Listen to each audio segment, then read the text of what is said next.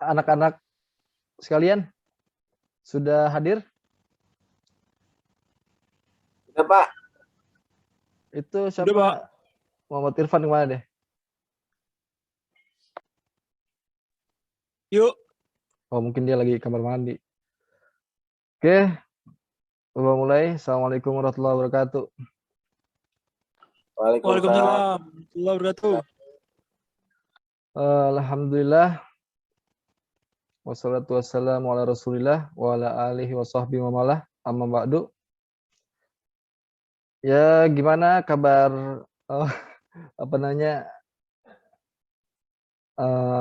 adik-adik semua? Sehat? Alhamdulillah sehat. Alhamdulillah. Tapi semua hadir kan ini kan? Sehat, Hadir, Pak. Pak. Iya. Semoga yang penting pada sehat semua. Lancar lah pokoknya. Baik, Bapak akan menjelaskan tentang apa itu kurban. Mungkin di sini adik-adik ada yang tahu apa itu kurban?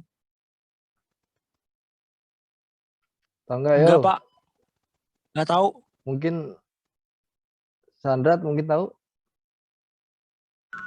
Tahu, Pak, menyembelih. Iya, bisa. Mungkin lebih detailnya Bapak akan menjelaskan langsung aja. Karena memang waktu Bapak hanya sebentar pada pertemuan kali ini.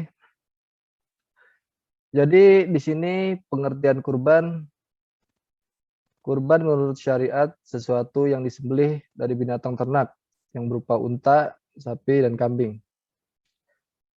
Untuk mendekatkan diri kepada Allah yang disembelih pada hari raya Idul Adha dan hari Tasyrik.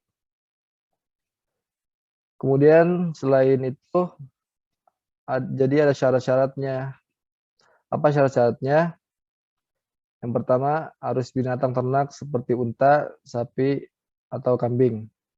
Kemudian syarat yang kedua, unta berumur 6 tahun, sapi berumur 3 tahun.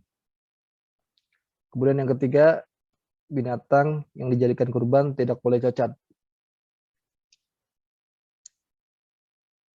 Kemudian waktu pelaksanaannya kurban yaitu hanya boleh dilaksanakan pada Zulhijjah sejak usai sholat Idul Adha hingga hari Tasyrik tanggal 11, 12, dan 13 Zulhijjah.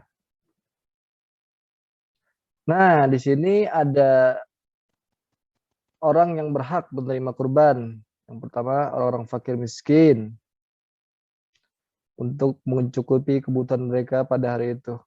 Kemudian yang kedua, diberikan oleh kerabat untuk menyambung silaturahmi.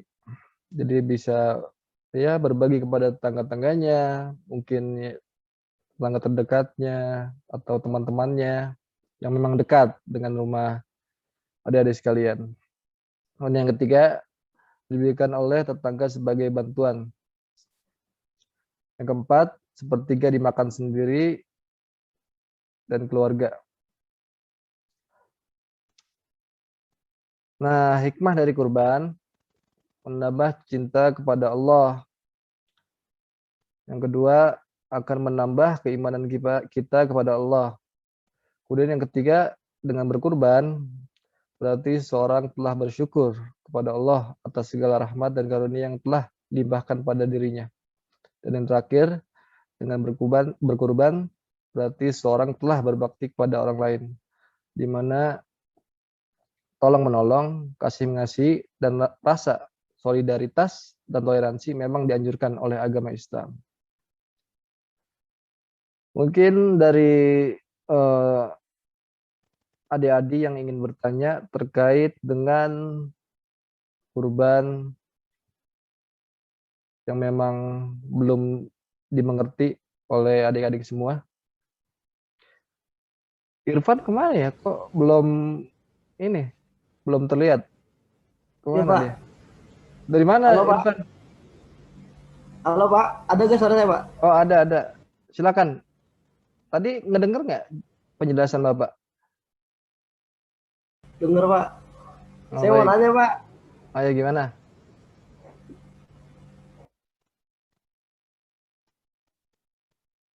Nggak ada suaranya nih. Oh iya, Kadang ada, kadang enggak ya. mic-nya Mungkin ini, Pak. mungkin bisa diperbaiki lagi atau gimana ya? Apa terkendala sinyal di sana ya? Malum, Pak, di pedalaman, Pak. Wajar lah. Ya Jauh. memang kita ini harus bersabar di saat pandemi ini apa namanya? Memisahkan kita dari tatap muka secara langsung. Cobaan kita kali ini ya sinyal di Zoom ini. Gimana? Ya, Pak, saya mau nanya, Pak. Ya nah ya. Kalau seumpamanya saya mau kurban nih, Pak. Hmm, Nggak punya duit, iya. Terus, tapi ngutang dulu. Itu boleh nggak, Pak? oke. Pertanyaannya disimpan dulu. Ayo, siapa lagi yang ingin bertanya? Habibullah, kemana Habibullah? Oh, mungkin Iya lagi Pak, iya ini. Pak. Iya Pak. Tidur kamu ya? Enggak Pak. Oh, enggak. Iya, harus inilah. Harus semangat walaupun kita Zoom juga ini. Dalam keadaan apapun harus semangat. Ya, mungkin apa namanya? Hanya satu orang mungkin ya yang bertanya ya pada kali ini. Ya, Bapak akan menjawab bagaimana jika ingin berkurban tapi tidak punya uang ya atau fulus gitu ya. Iya, Pak. Ya, mungkin bisa ini ya apa namanya? Jika memang tidak mampu untuk tahun ini mungkin bisa ini lagi tahun depan mungkin. Atau kalau jika memang tidak mampu minjam juga nggak apa-apa. Asal dengan niat karena Allah Subhanahu wa taala. Begitu, gimana Irfan? Sudah apa namanya? Sudah ngerti? Oke, Pak. Terima kasih, Pak, jawabannya, Pak. Oke. Iya, jangan tidur mulu Irfan. Saya lihat Iya, Pak. saya lihat nih Irfan nih jarang hadir di pertemuan yang lalu, pekan lalu.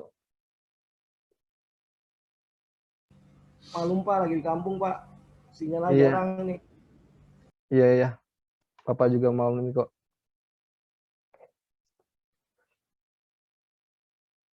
Ayo gimana? Eh, adik-adik semua. Masa yang tanya cuma satu orang doang nih? Terima kasih Pak, udah paham. Semangat sekali. Kayaknya pengen cepet-cepet selesai ya. Mau nanya Pak, bisa nggak Pak? Oke, boleh. Karena waktu juga memang sebentar lagi nih. Mungkin pertanyaan terakhir mungkin ya. Masih bisa nanya Pak. Ayo ya, silakan. Ini kita mau kurban nih. Hmm.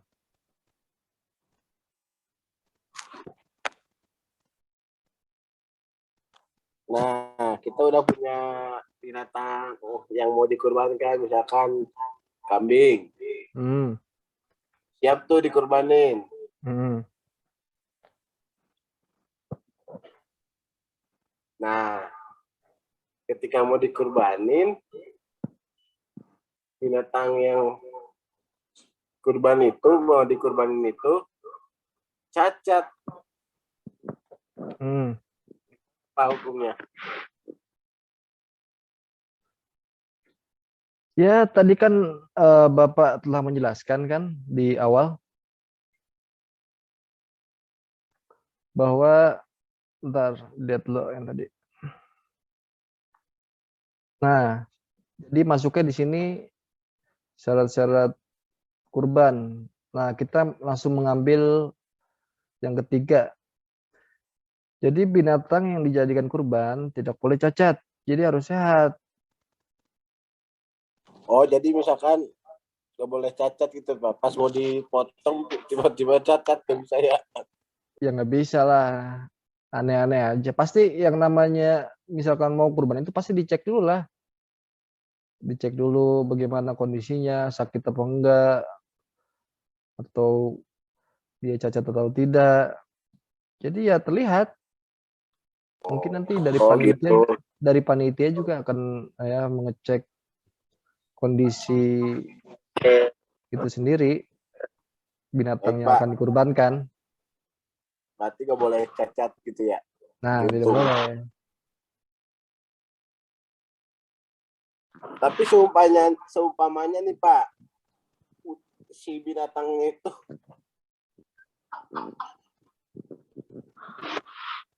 Apa binatangnya apa? Pak, ada suara nggak Pak? Ada. Oh, seumpamanya nih dari kan mau dikurbanin, tiba-tiba di perjalanan jatuh atau ada kecelakaan. Nah, si kambingnya itu tiba-tiba cacat di hari itu juga pas mau dikurbanin, ya kan? Patah tulang atau apa, menyebabkan kan si binatang kurbannya itu kesakitan.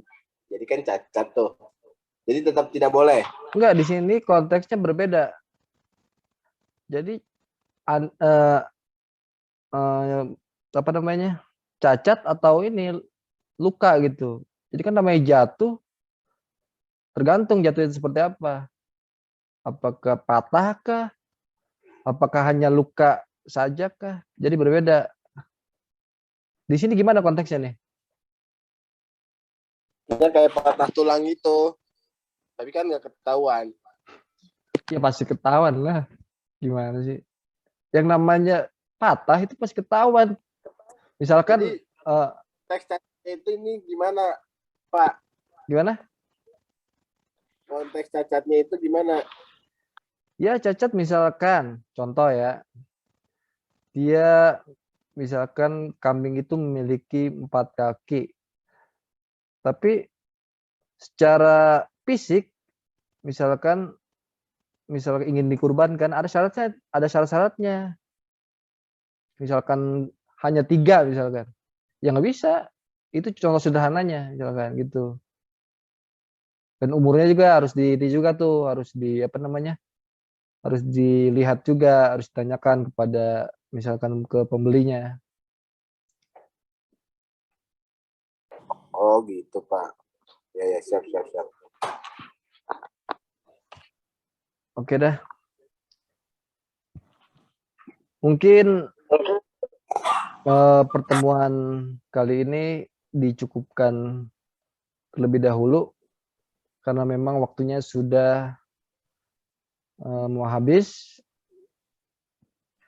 Jadi jangan lupa diulang-ulang kembali pelajaran yang sudah Bapak sampaikan walaupun sedikit.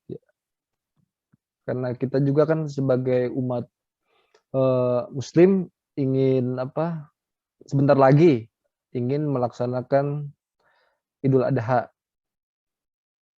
gitu. Jadi semuanya jaga-jaga kesehatan, tetap ya kalau memang tidak ada keperluan yang penting atau apa, ya diem di rumah aja sama orang tua kalian. Mungkin dari Bapak gitu aja ya. Baik, Pak. Baik, Pak, siap. Mungkin kita tutup dengan kafaratul majlis dan hamdalah. Subhanakallahumma Subhanakallahumma wa bihamdika. Oke. Pak, nggak foto dulu, Pak. Mau foto dulu? Foto bareng, Pak. Oke. Bentar. Coba Irfan dikondisikan. Oke. Siap. Diatur.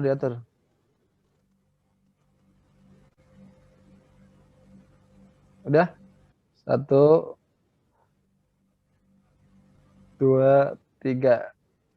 Oke. Ini entar lu. Habibullah kemana nih? Tidur ya, Pak. Kok kayak nggak nyaut? Yaudah gitu aja. Assalamualaikum warahmatullahi wabarakatuh. Waalaikumsalam warahmatullahi wabarakatuh.